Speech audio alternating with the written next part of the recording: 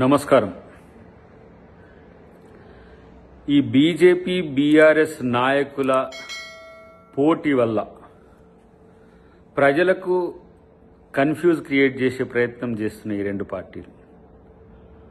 ఒకవైపు ఏమో బీఆర్ఎస్లో కేటీఆర్ హరీష్ రావుల పంచాయతీ, ఇంకొక వైపు ఏమో కిషన్ రెడ్డి తర్వాత బండి సంజయ ఈటెల రాజేందర్ అనే పంచాయతీలో వీళ్ళు వక్తృత్వ పోటీలు పెట్టుకున్నట్టుగా వీళ్ళు లీడర్షిప్ పోటీలు పెట్టుకుంటున్న పరిస్థితి మనం గమనిస్తున్నాం.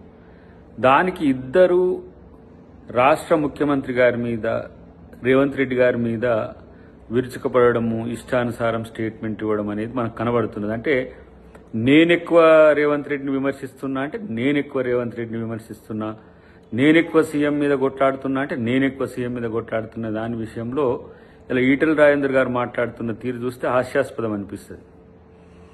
అంటే సైకో అని, లేకపోతే శాడిస్ట్ అని ఇట్లాంటి పదాలు వాడితే నీకు టీఆర్పీ పెరుగుతుందని, జనంలో నువ్వు మాస్ లీడర్ అని ఎస్టాబ్లిష్ అవుతారనే ఉద్దేశంతో మాట్లాడుతున్న తీరు మార్చుకోండి ఈటెల రాజేందర్ గారు.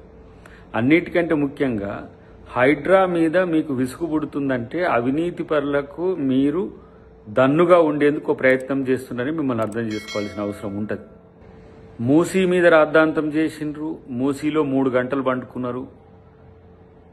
మూసీలో ఈరోజు జరుగుతున్న అభివృద్ధిని అడ్డుకోవడానికి మీరు ఒక ప్రయత్నం చేసిండ్రు.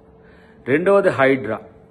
బీఆర్ఎస్ వాళ్ళు అక్రమంగా చెరువులను, నాలాలను కబ్జా చేసేందుకు హక్కు కొంతమంది కల్పిస్తే వాళ్ళు కాపాడడానికి ప్రయత్నం చేస్తుంటే మీరు వాళ్ళకు సగబలుకుంటూ ఇలా హైడ్రా చేస్తున్నది తప్పు అని చెప్పి చేసే ప్రయత్నం చేస్తున్నారు. హైడ్రా సెంట్రల్ చట్టాల ప్రకారము, స్టేట్ చట్టాల ప్రకారం ఏర్పాటు చేసిన ఒక వ్యవస్థ. ఇంకా దానికి మరింత పదును పెట్టి ప్రజల ఆస్తులను, చెరువులను, నాలాలను, రోడ్లను, కబ్జాలను ఈరోజు కాపాడేందుకు పెట్టిన వ్యవస్థ దాని. అది మీకు నచ్చట్లే అంటే ఏంది? కబ్జాకోరులకు, అవినీతి పరులకు, అక్రమార్కులకు అండగా ఉండడానికి చేసే ప్రయత్నం చేస్తూ ముఖ్యమంత్రి గారిని సైకో అని, ముఖ్యమంత్రి గారిని శాడిస్ట్ అనడం అనేది ఏం రాజనీతి? ఇలా జగ్గారెడ్డి గారు సీరియస్గా స్పందిస్తే జగ్గారెడ్డి గారు ఈ విధంగా అంటారా, ఆ విధంగా అంటారా అని మీ సోకాల్డ్ ఉంది కదా, మీ వాట్సాప్ యూనివర్సిటీ రెచ్చిపోతుంది. ఈ అబద్దాల కోరు, ఈ అవినీతి పరులకు బాసటగా ఉండే మీలాంటి వాళ్ళని ఎవరు హర్షిస్తారు? మీ పోటీ ఉంటే బండి సంజయ్ వర్సెస్ ఈటెల రాజేందర్ ఉంటే మీరు మీ పంచాయతీ పెట్టుకోండి. ప్రభుత్వం జోలికి, లేదంటే ప్రభుత్వ అధికారుల జోలికో, ప్రభుత్వంలో ఉండే వాళ్ళ జోలికో వస్తే మిమ్మల్ని ఎవరు హర్షించరు సరిగదా. మీ యొక్క దిగజారుడు రాజకీయాలను ప్రశ్నిస్తారనే విషయాన్ని గుర్తుపెట్టుకుంటే మంచిది. ఇవాళ నాయకునిగా ఎదగాలనుకున్న ప్రతి ఓడు ఇవాళ ముఖ్యమంత్రి గారిని టార్గెట్ చేసి ఇష్టానుసారంగా మాట్లాడుతున్నారు. తస్మాత్ జాగ్రత్త. ఇది కేవలం ఏదో మెతకతనమో, సహనమో, లేకపోతే సంనయనమో పాటిస్తున్న దాన్ని అలుసుగా తీసుకుంటున్న పరిస్థితి కనబడుతున్నది. మీరు మాట్లాడిన మాటలో, మీరు చేసే స్టేట్మెంట్సో కాంగ్రెస్ పార్టీ ఎవరో చేయలేక కాదు.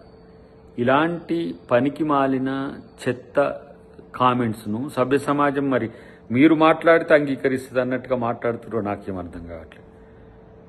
ఇలా కాంగ్రెస్ పార్టీ నాయకులు ఎప్పుడైనా మాట్లాడితే వాళ్ళ మీద మీరు విరుచుకపడతారు కదా, మరి ఇలా మీరు మాట్లాడుతున్న తీరుని చూసి సభ్య సమాజం సిగ్గుపడదా? ఇదేనా ముఖ్యమంత్రి గారికి మీరిచ్చే ఏమంటాం మర్యాద? ఇదేనా? మీరు అట్లే మీరు మాత్రం శుద్ధపూసల లెక్క మాట్లాడుతున్నట్టుగా మీకు అనిపిస్తుంది, గురువింద గుంజలాగా. ఇలాంటి ఎప్పుడు కూడా ప్రజలు సహించరు, మేము కూడా సహించం. అంతకంటే ఎక్కువ ఈరోజు బీజేపీ బీఆర్ఎస్ నాయకులు కలిసి చేస్తున్న కుట్రల్ని కూడా ప్రజాక్షేత్రంలో మేము ఎండగడుతున్నప్పుడు కూడా ఇలాంటి సిగ్గుమాలిన మాటలు మాట్లాడడం వెనుక ఉద్దేశాలు మీ రాజకీయ స్వప్రయోజనం తప్పితే మరొకటి కాదు. మీ రాజకీయ ప్రయోజనాల కొరకు ముఖ్యమంత్రి గారిను, ప్రభుత్వాన్ని అవాసుపాలు చేస్తే మీ పరువే పోద్దనే విషయాన్ని గుర్తుపెట్టుకోండి.